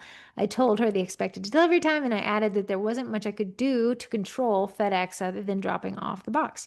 Weather does what weather does, and I assumed it was a cause of the package delay. Of course, the box arrives after the party, which the cookies are branded for the party, so there's nothing the client could really do with them either. And there's no insurance claim here because everything arrived just later than I thought. She's miffed. I'm upset. FedEx. Do I do anything for the client? Do I just say I'm sorry? What are your thoughts? I don't know. I don't know. That is I a nobody was wrong, but it was It wrong. comes down to communication. And what was the communication before it went out? What is Which your guarantees and your non-guarantees? Did you express to her that, hey, this might not arrive in time once it leaves my hands? it sounds like it. However, the client still didn't get. So when everything you did everything right and the answer was still wrong, Well, is there's a point there, and I know we're big on like refunds and customer service. Weirdly, I do not feel called to a refund for this. I had a client yesterday. She's paid and everything. She's been on my books for months, and she needs to pick up the order on Thursday. I was middle of her order yesterday, and she messaged me that the child has RSV and the whole birthday is now not a birthday. Oh, And so thank goodness she said, I just wondered if they freeze well, which I know she was being polite. because she wanted to know she could get out of it, But technically. she couldn't because I was literally halfway through it, Right. nothing on my side. So I was like, yeah, they actually freeze really well. What if she said, I want to cancel? Well, then you have to go back to your policies, Yeah. make the Yes. policies the bad guy. So in this case, hopefully, Arizona, the policies are the bad guy. If you did everything right and you set the expectations that once it leaves your hands, which is what they said, once it leaves my hands, it leaves my hands, uh, you know, it's just that wasn't within their control and they made it, they were explicit. Now I'd say possibly this, go back, you can't go back in time. So future orders, I would say if someone says, I need these shipped, priority, Yeah. which means they need them by a very specific date, you'll have to say, hey, listen, I needed this order about a week ago, or put Yeah. it somewhere. If you need them priority shipped, we want to get them out. Here's how you'll freeze them when they arrive early. Yeah. One Like thing I do you do. is no matter if someone orders from me 5 months ago or 1 week ago, I always send a 1 week pre-pickup email. And that's just to establish because once I had someone who went into labor early. So the baby shower was no longer because the baby now existed in the world. So then I learned from that. Let me make sure that I always email one out before I start prepping anything. So my hands have not done 1 ounce of work for their order. And I will allow someone to cancel if something has happened within that 1 week. So one lady, I don't know how she knew her kids were going to be sick on Saturday, but she said they were going to be sick on Saturday. And I said, hey, I don't normally do this, but because you have told me before I have done anything right now, I will allow you out of this order because I have not started. I agree that that's an easy place to bend the rules because you're not out anything, Yeah. okay, the time and getting the order secured or And whatever. you won't the problem is I see bakers be like, "Well, I could have taken an order if they weren't there." Fair. In the grocery store worker, if they didn't drop the eggs, it would have had more eggs to sell. Right. There's going to be things that happen. That one I see a lot of people say, well, it's a non-refundable deposit. And then I'll see in the comment section of another group, people are like, but you didn't bake it. So you're not out Yeah. ingredients, you're not out time. Technically, you're out a little bit of time, but I would say the customer service ability there is the least risk for you because there's not a lot of time Sure, cost sure. associated with bending that rule Yeah. and letting that person out. Because here's the thing, you always have like, somebody's sick, which is a bummer. But then you have like travesty where somebody has passed away or Yes. the mother was having issues with the delivery where you're Yeah. like, okay, well, I'll bend the rule there because that one. But at the end of it, we can bend the rules multiple places. When, of course, this situation is completely different I because we have the know. product rendered, set expectations. It wasn't even in the fault of the baker. The client's out these cookies because they can't necessarily use them, but the product and service were provided within the expectations I set. guess you could say that they could file a claim with FedEx. No, no claim because the product was delivered and it was broken. So there's no claim either. But can you say if FedEx, and I'm not good at shipping because I never ship anything, can you say to FedEx it didn't arrive in time, like you promised it would be here and it did not get there? I Can I wonder. get, can you get the insurance part? Can you file a claim with FedEx for late delivery? I'm not the first person to ask. You can. You can file a claim. So maybe that one. Money back guarantee applies to many, but not all services like Express or International. If the package is at least a day late. So possibly that is an option. Good thought. So I So would try maybe that that. then. Yeah, because then if you got your money back, Then that would you be a could give little it. bit, I mean, if you yes. got your money back, give the client their money back. Now everyone's happy. Yeah, sure. Yeah. But let's If you say get your money back, give the client nothing. Screw that. keep it all, keep their money, keep that money, be a billionaire. New business model. Let's ship everything late. We never have to fake again. Another text message in, not a winner, but first in my heart, Albany, New York. Hi, twins. I sell custom cupcakes, cakes, and brownies.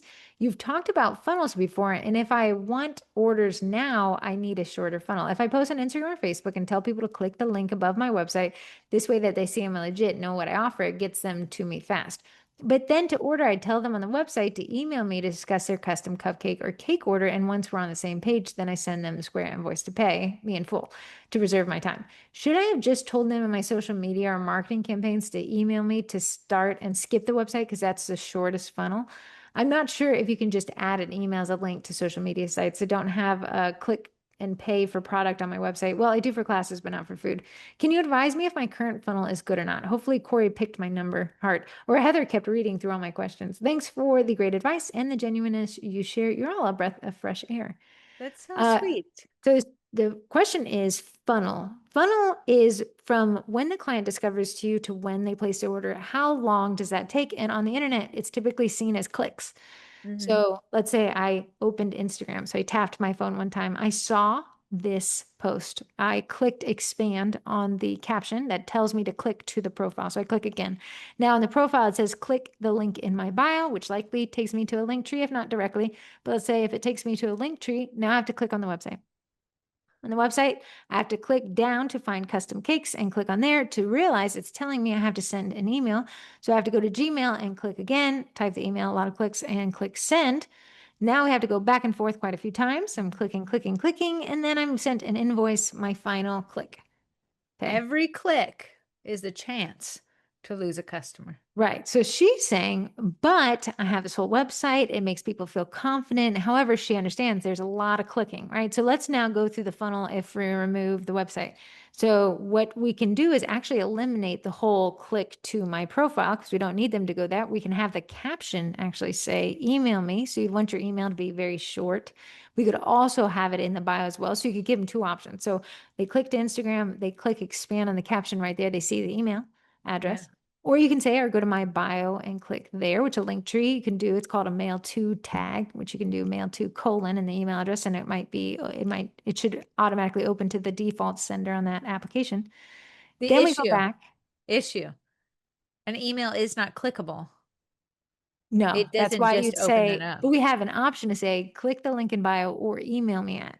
Yeah, you are saving them one singular click. Them not going to your website and finding your email is allowing them to have a shorter funnel. You are correct. And whatever caught their eye, probably caught their eye, and they don't necessarily need to say her about me section. They don't need to go through where you're located because they probably know.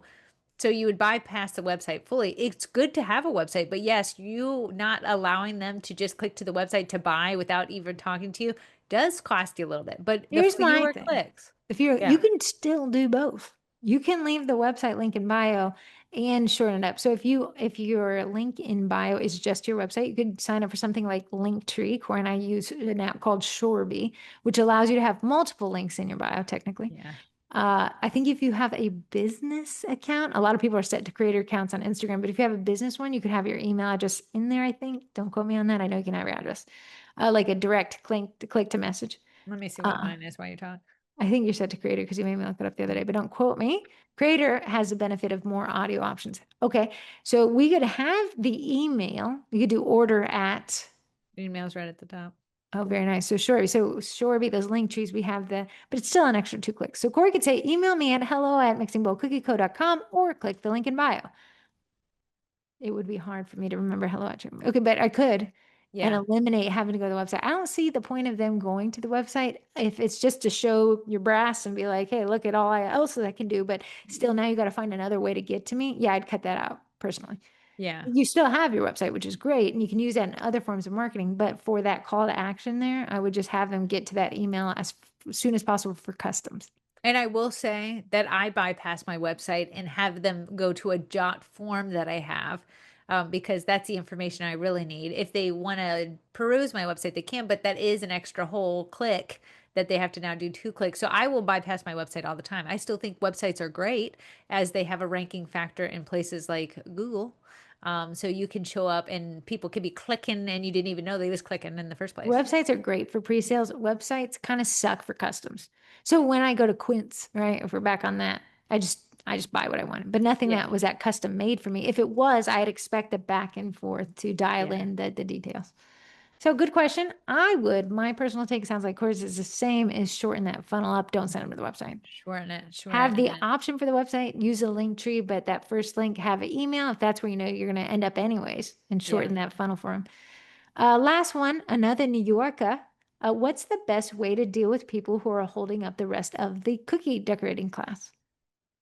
That is so me and Heather do have a little bit of an advantage because there's two of us. And when I see a slow one, I will go over and follow them closely myself, and I'll just stay over in that corner of the room. If you're working by yourself, Heather does a great thing where she memorizes people's names a little bit. And you can kind of tell who your problem child is going to be. So you can be like, Janice. Janice, just I want to catch you up here. I'm going to just show you the slide beforehand so you can see where we're at.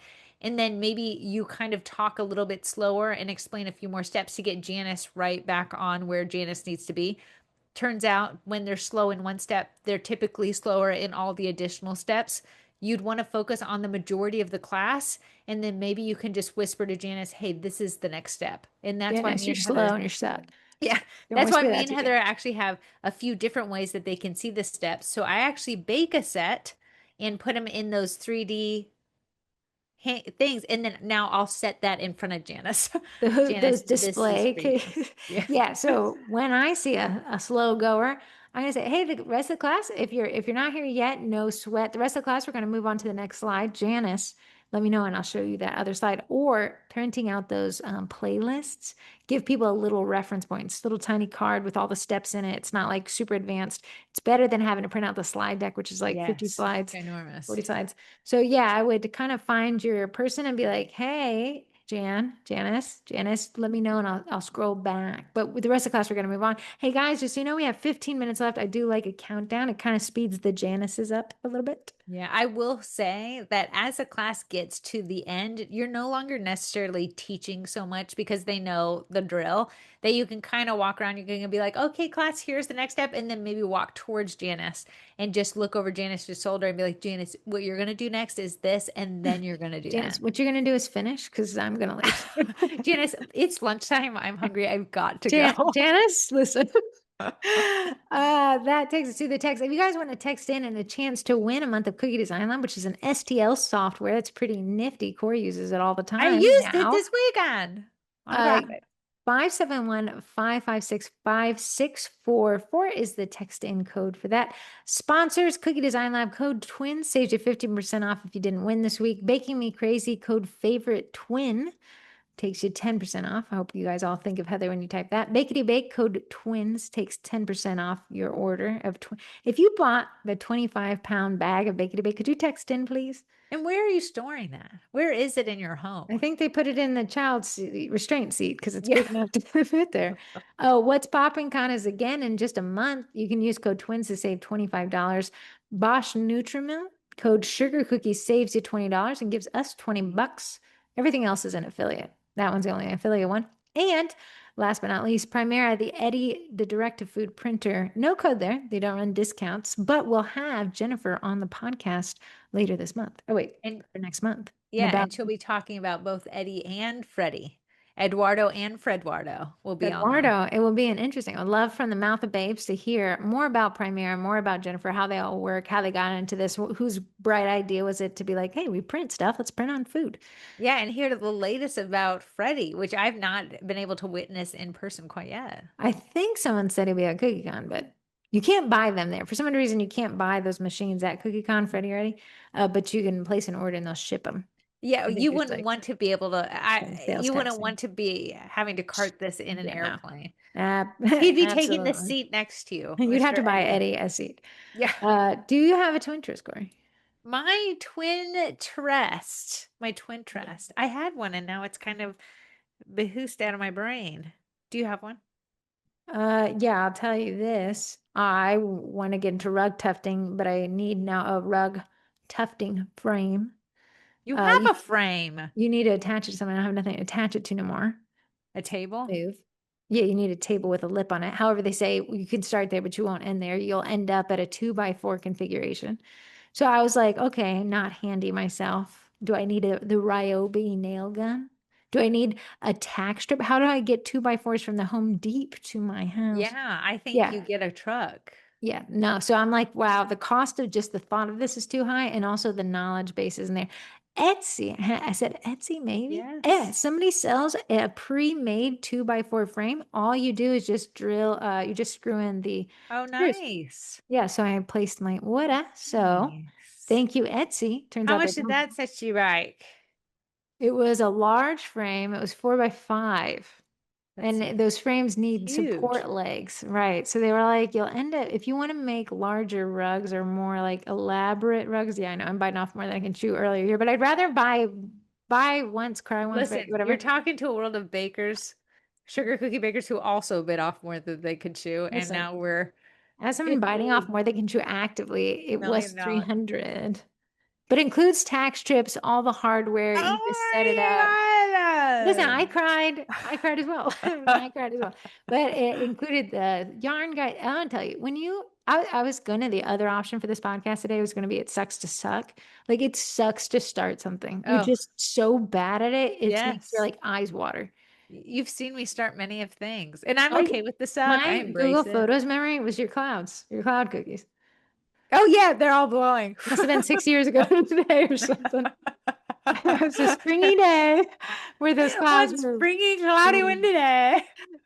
Didn't we do a collab where you recreated one of your first cookies? I did Bob the. Did I do Bob the I Blob? don't know. No, I don't think you did.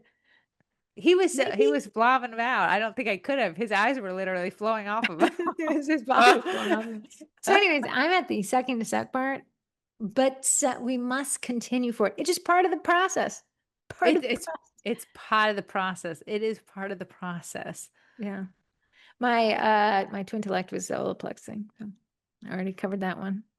You did. You did. They say I that guess Kara my stops. twin intellect one, if we did one, was yesterday at the gym. I felt like I was in the way.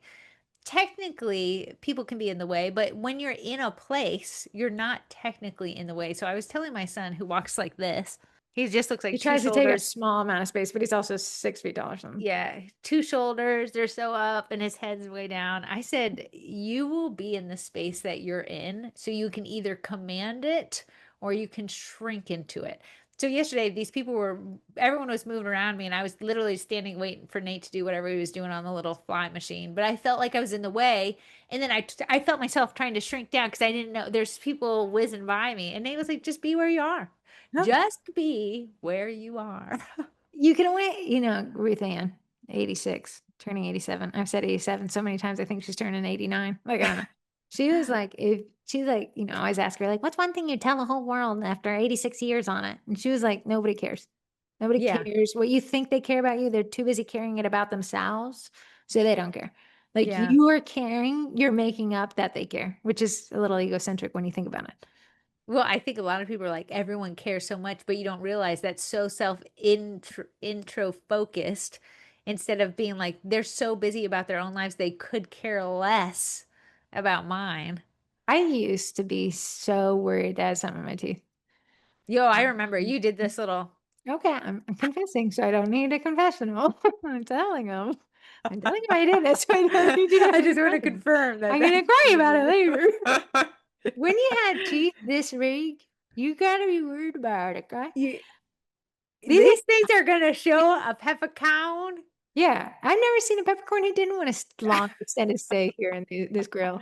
So, but then you gotta say like we all have teethers and they all got stuff, and I'm like, it's one thing to be cognizant, but now I'm saying like, hey, do I have anything in my teeth? That would have destroyed me if someone was like, yeah, you do. Ew, gross. Oh yeah, I know. But But then now, it would be like a non thing. Okay, my twin twist was, do you think that everyone has a doppelganger? Right now I'm talking to my doppelganger and it's Heather. but But people think Anna Kendrick's. oh, they definitely confuse you. This weekend, I had to do an about face, which is a military term for turning around, I believe. Because I walked into the gym and I swear I saw my ex-husband. which would be Oh, crazy. Corey, because no, we- I'm so sorry. Corey didn't do an about face. She did an about Snapchat immediately saying doesn't, and it really did look like him. it honestly What did took your me heart aback. rate do? Oh, my little Apple Watch is like, "Are you already on the treadmill?"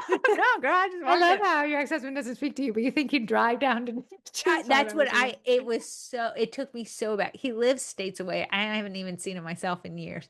But to see what looked like his twin, they could have been twins, was And he's just not kind of like a blending. He's got a unique features. Like you wouldn't say, "Oh, that's him." no, But yeah, no. I'll agree. The Snapchat, I was like, "That looks just like him." It was honestly, I think it could be his twin. I think I could have been like, his name's Rick. Is your name There's a Mitch? subreddit.